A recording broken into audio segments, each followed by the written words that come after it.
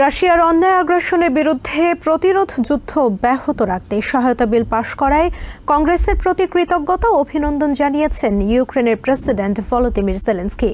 এক ভিডিও বার্তায় তিনি বলেছেন, হাউসের সময় উপযোগী এই সিদ্ধান্ত ইতিহাসকে সঠিক পথে পরিচালিত করবে।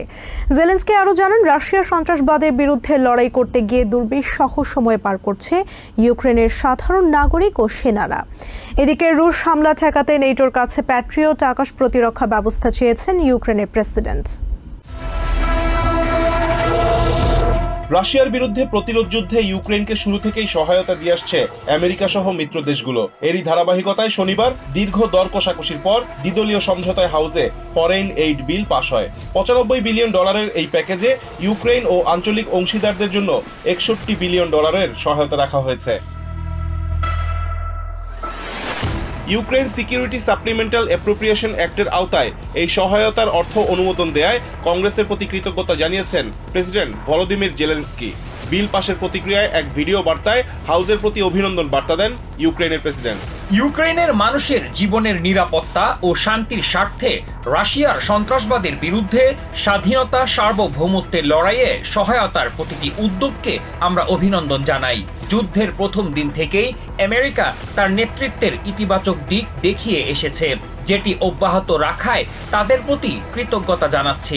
এদিকে রুশ হামলা ঠেকাতে এক ভিডিও কনফারেন্সে পশ্চিমা সামরিক জোট নেটোর কাছে প্যাট্রিয়ট আকাশ প্রতিরক্ষা ব্যবস্থা চেয়েছেন ইউক্রেনের প্রেসিডেন্ট। রাশিয়ার বাড়তে থাকা বিমান হামলার পরিপ্রেক্ষিতে ইউক্রেনের কমপক্ষে 60টি প্যাট্রিয়ট আকাশ প্রতিরক্ষা ব্যবস্থা প্রয়োজন জানিয়ে জেলেনস্কি বলেন, ইউক্রেন ও নেটো পরস্পরের মিত্র কিনা প্যাট্রিয়ট পাওয়া না পাওয়াই তা নির্ধারণ করে দেবে। ভ্লাদিমির পুতিনকে অবশ্যই থামাতে হবে, তাহলে আকাশসীমা আবার নিরাপদ হবে। আর এটি পুরোপুরি নেটোর ওপর নির্ভর করছে। তারাই ঠিক করবে আমরা তাদের বন্ধু কিনা। ভিডিও বার্তায় ইসরায়েলকে পশ্চিমা দেশগুলোর অব্যাহত সহায়তার বিষয়টি উল্লেখ করে জেলেনস্কি বলেন, রাশিয়ার বিরুদ্ধে যুদ্ধে ইউক্রেনকে দেয়া পশ্চিমা সহায়তা অত্যন্ত সীমিত। যুদ্ধাস্ত্র সরবরাহের বিষয়ে নেটোর নিষ্ক্রিয়তার সমালোচনাও করেছেন তিনি। যুদ্ধের চলমান পরিস্থিতিতে সিদ্ধান্ত নেয়ার জন্য আর অপেক্ষা করা সম্ভব নয় বলে জানান ইউক্রেনের প্রেসিডেন্ট। রিজওয়ান কাদের, TVN 24 নিউজ ডেস্ক।